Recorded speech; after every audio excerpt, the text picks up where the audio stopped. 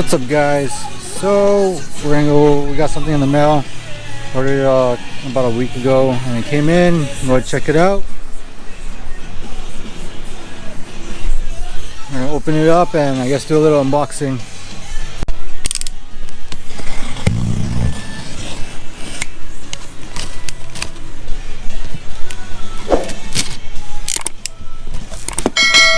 So I got the ISR, the Pro coilovers, the ISR coilovers for the S14. Wanted to get another brand, but kind of on a budget, so I figured I'd give this a shot. And yeah, the quality is looking pretty good. Yeah, I guess we'll do a little install too. And I'm gonna go slip these on because my coilovers are shot, like shot.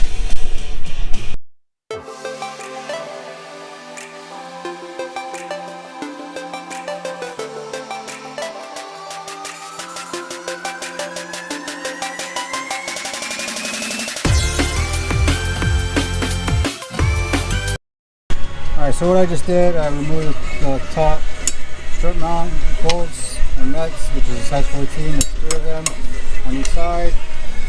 And on the bottom, it's a size 17 bolt and a size 19 nut that holds to a steering knuckle. You got those out. Remove the brake line. Mine's held kind of weird because I don't have a clip, so I zip tied it. And that's basically it. It comes out. Put it in reverse.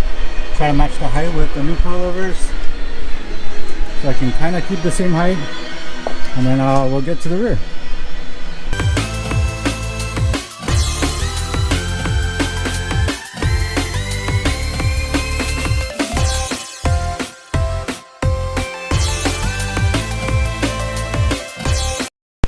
Okay, so for my setup, I have to my previous coilovers, which is the JIC Magic. Last time I did alignment, I had to max camber it, which put my car at -4 degrees camber. But the reason for that is because of the drift knuckles unicorn angle kit that I have. Let's go see if you can see it. I have extended lower control arms. Sure, you can't see it, but it's extended about 50 millimeters, which is almost 2 inches.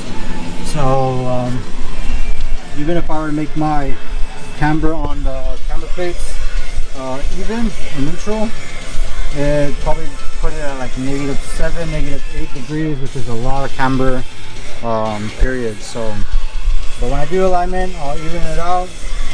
Pretty sure I got the right height set right, because I had to remove the bottom mount completely off because it was missing a lot, which it came in the package with the spanner wrenches, so it wasn't on the coilover itself. So I actually made it 30 rotations all the way up, or not all the way up, but 30 rotations from the bottom, which should even out on the other side because I did 30 rotations also. So that's it. We're gonna put the wheels back on the front, turn the car around, and work on the rear. The rear is a little bit harder because I have to be in the car and then come out of the car. It's a lot of back and forth when you're doing it by yourself. So let's get it. Alright, I got the back wheels off, turn the car around, and so this is what we're gonna do for the rear coilovers. I'll take out this one bolt here. This is size 17 or 19. I'm gonna go into the car. Oh dear. And then it's 2 size 14s on top, and that's why I say this is going to be the more tedious one, even though it's just literally 3 bolts, because there's a lot of back and forth in and out of the car. Yeah, I'll go ahead and pull off one side, and then yeah, we'll match the height. So my front looks like monster truck status, huge gap. But yeah, you can see there.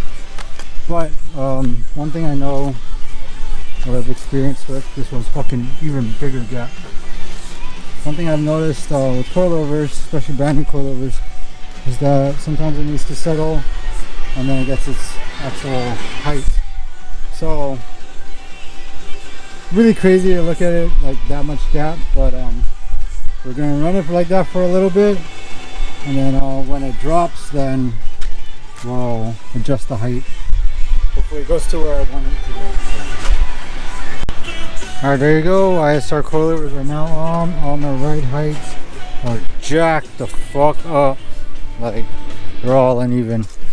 I thought they would be even since I make it the same on the coilovers, but apparently different weights on different areas might have fucked it up. So but we'll let the coilovers settle, take it on a test drive, I guess, maybe in a little bit, and then yeah, we'll see how it is. I actually need to go and do the headlights. I'm gonna do the headlights tonight.